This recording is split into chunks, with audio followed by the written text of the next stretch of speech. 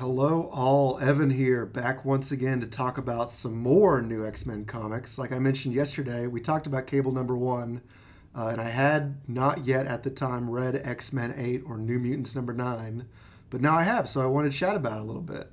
But expect this to be about as long as the last one, probably 15, 20 minutes at the most. We'll just see how it goes.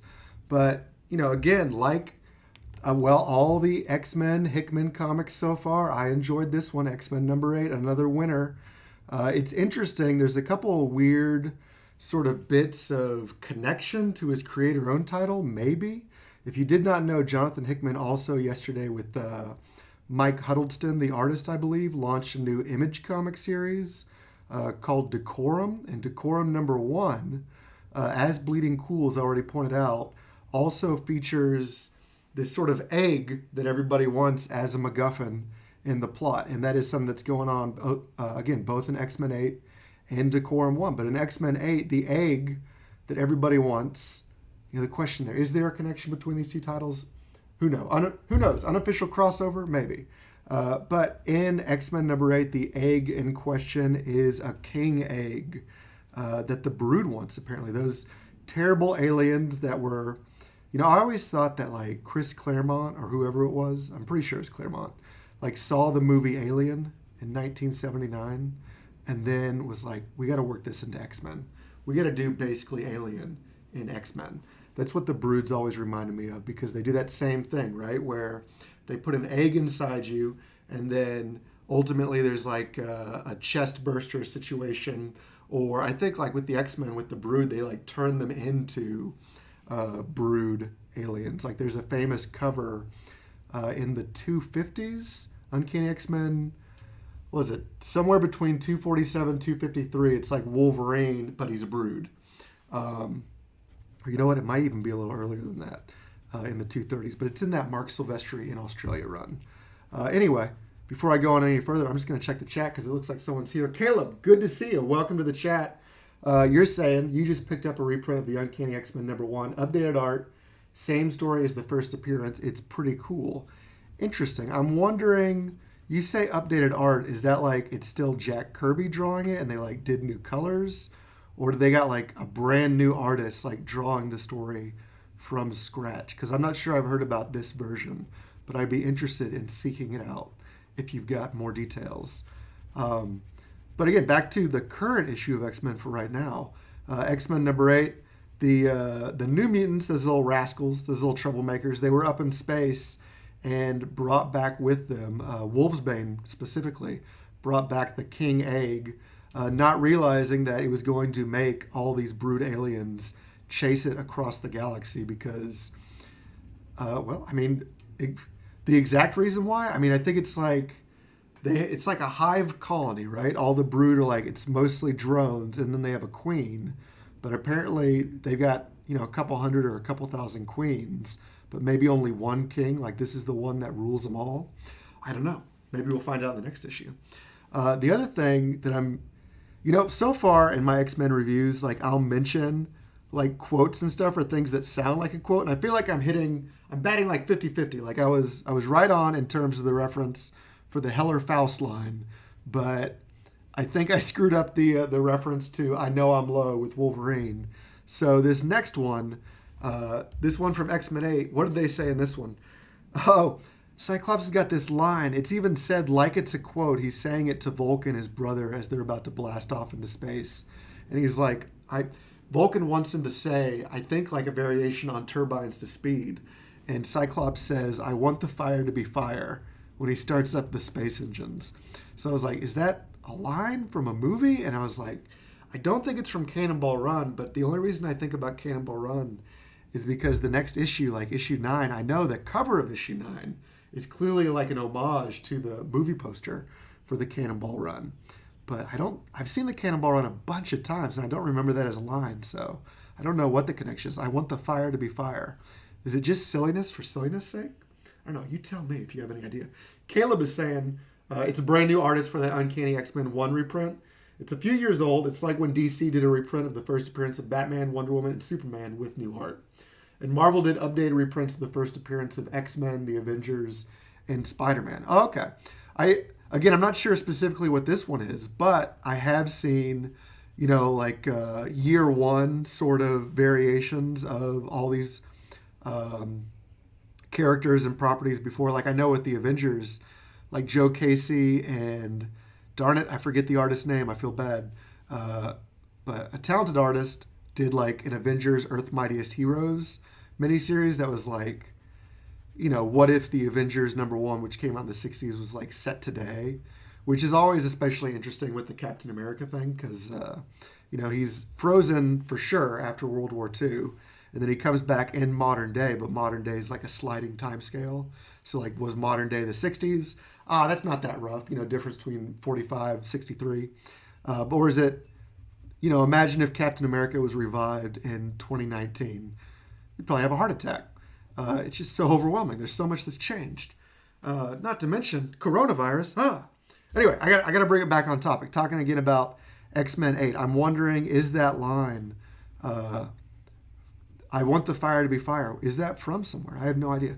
But other bits in this issue, basically the plot is, okay, we realize we've got this king egg. The Brood want it. They show up on Krakoa. Big fight with the Brood. A lot of great opportunities for some clever fight writing, which, one of the best things about the X-Men in fights in comics should be that they have like the powers of each character are used in balance with each other to create interesting scenarios. And there's a good example of that here. Well, the famous example in general is always, Colossus, Wolverine, and the fastball special of, Colossus just throws Wolverine and Wolverine sticks everybody with his claws. But here, another clever use of combination of powers in X-Men 8 is Magik opening, here we go, up here. Magik opening portals for Cyclops down here to shoot his I-beams through. And, blast some aliens. So that was pretty great in this issue. Always fun to see a clever use of the powers written in and then visualized, this time by the talented, the fill-in artist for this issue, Mahmoud Asrar, with Jonathan Hickman continuing to write. Again, if I could have every issue drawn by Leinil Francis Yu, I would, but the fill-ins they've had so far have been by top-tier artists, so it's not so bad. The X-Men blast off.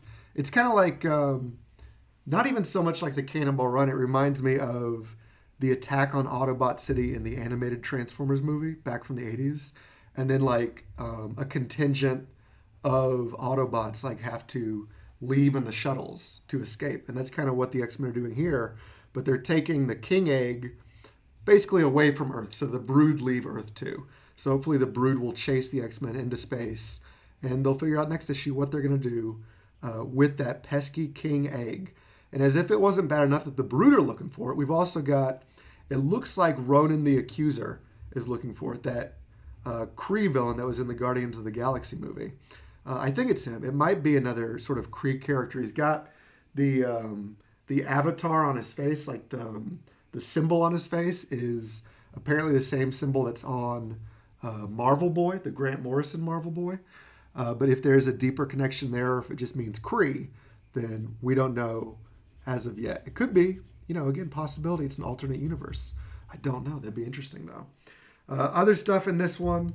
Let's see. We've got... so Ronan's got the Starjammers. He's got them basically kidnapped, and he's demanding the King Egg himself. And Sunspot, that sassy little rich boy, is making promises he's going to be able to keep them. He's like, I can get this egg for you. Just let the Starjammers go.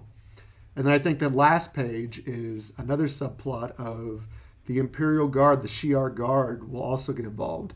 And we've got Captain Caveman and Son. No, just kidding. It's Gladiator and Son. Who is it? Kulark and Kubark? Is that their names? I didn't even realize Gladiator had a son, but he does, and he's in this issue of X-Men. The other character that I had seen before visualized, but I had never read any appearances, except for maybe the early like baby appearances. Yeah, I think I read those in Astonishing X-Men. You know who I'm talking about. Brew, the member of the Brood that is himself a mutant because he's a nice guy, which would make him different from all the other Brood, right? Usually the Brood are ravenous alien monsters, but Brew, as sort of this scientific hybrid crossbreed sword experiment, is a brood with feelings, so he can stay.